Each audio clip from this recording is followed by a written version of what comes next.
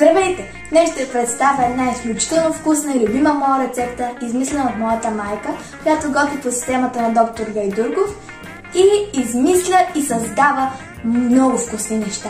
Абе, като цяло готви много вкусно!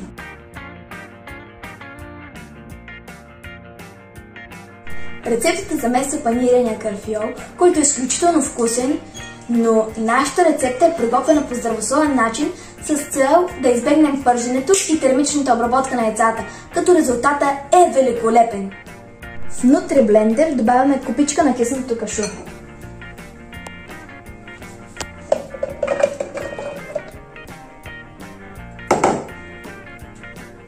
Добавяме много чесън и една люта чушка за тези, които обичат люто.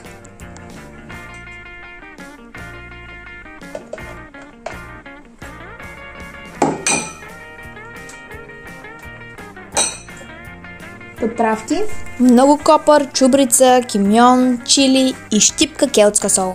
Сухите подправки могат да се заменят с пресен копър и стане уникално, но в момента няма. И сокът на един лимон.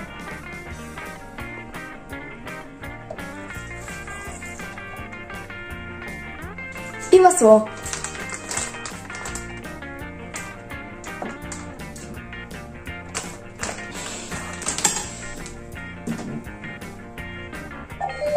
И малко вода за консистенция.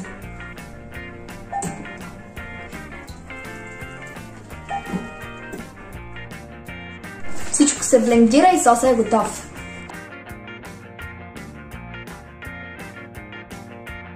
Добавяме още малко вода за по-кремообразна консистенция.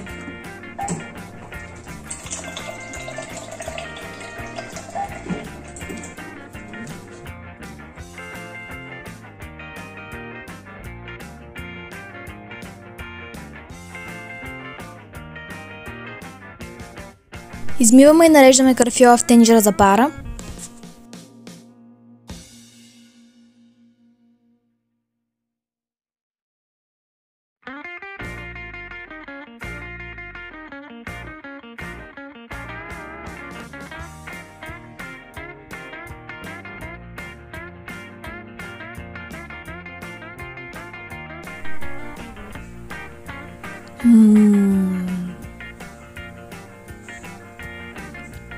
Много вкусно!